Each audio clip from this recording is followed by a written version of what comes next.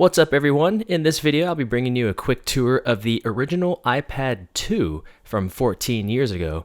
In the previous video, I took a look at the original iPad from 15 years ago, and I had a pretty good time with it. This one has also been a pretty good experience, although more on that in a moment. I remember getting one of these in white on launch day at a Walmart, because they had an afternoon launch time, which was a little bit different for Apple, I believe. It currently runs iOS 9.3.5, and I picked this up on eBay for $20 shipped. I will say that the battery is excellent. It lasts a very long time, especially in standby mode. This thing has been unplugged for weeks, and it still has more than half the battery left.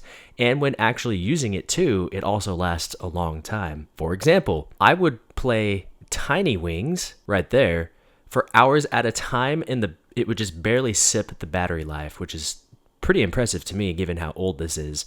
Not sure if this received a battery replacement at some point, but from what I can tell, the battery life is quite good. Again, this runs iOS 9.3.5. It's the latest version available of iOS 9, and honestly, given how old this device is, iOS 9 still feels relatively modern. We've got colorful icons everywhere. We've got the frosted kind of glass for the dock background, which for iOS 26 we see even more of.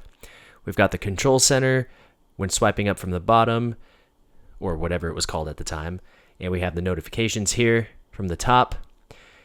When I unlocked this just a short while ago, it actually told me that there's an update for VLC Media Player, which is one of the apps that I had installed, because the App Store works, unlike the original iPad. Even after jailbreaking the original iPad and trying to do some certificate modifications, still couldn't get it to work correctly. But as you can see, it opens up here just fine. It does show new apps that are incompatible with this iPad, but you're still able to log into your Apple account and install apps like you normally would. If there's a newer app that's unavailable, but it has an old version that is compatible, then it will allow you to install that older version, which is what I did for everything that I'll go back to showing you in a moment. I did try to jailbreak this. There are easy ways of doing that, but my Apple developer account is still banned for a few reasons from many years ago, and I wasn't going to go down the rabbit hole of getting it unbanned.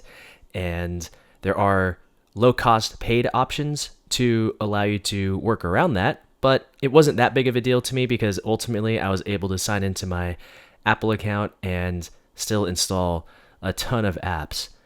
Not all of which work, but quite a few that we see here do. Overall performance is about what I would expect. You can see that there were some sluggish animations while this app update is going on in the background. Like the first gen iPad, the Wi-Fi performance, even though it's 5 gigahertz, is extremely slow. In doing a speed test, it really kind of caps out at about 20 megabits per second, which definitely results in longer download times.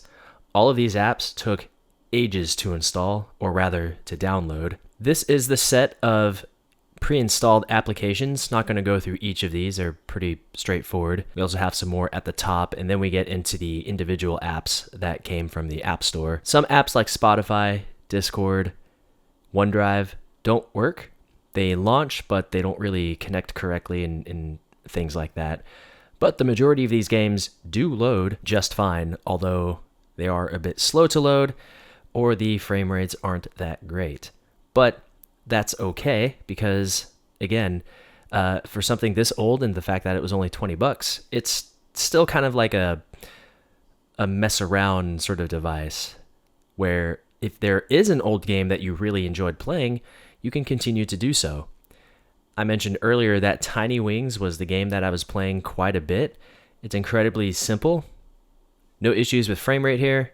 It loads in a reasonable amount of time also, and this is one of the only phone or tablet games that I can play for quite a long time and be very satisfied with it. So I'd say for $20, I definitely got $20 worth of enjoyment out of this device purely for Tiny Wings. This continues to be a game I very much enjoy. Never officially came over to Android, which is a bit disappointing. It's very hard for me to play this through my phone screen that I'm recording this with, so I'm not going to continue anymore. And that's kind of it. This is still a kind of a cool, relevant device to tinker around with. The fact that you're able to get into the App Store, I think, is what made this purchase a lot more enjoyable.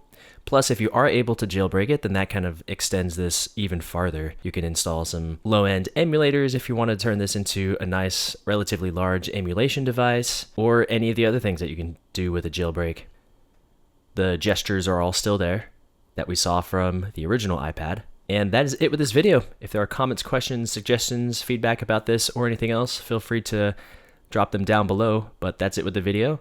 Thanks a lot for watching, and I'll talk to you all in the next one.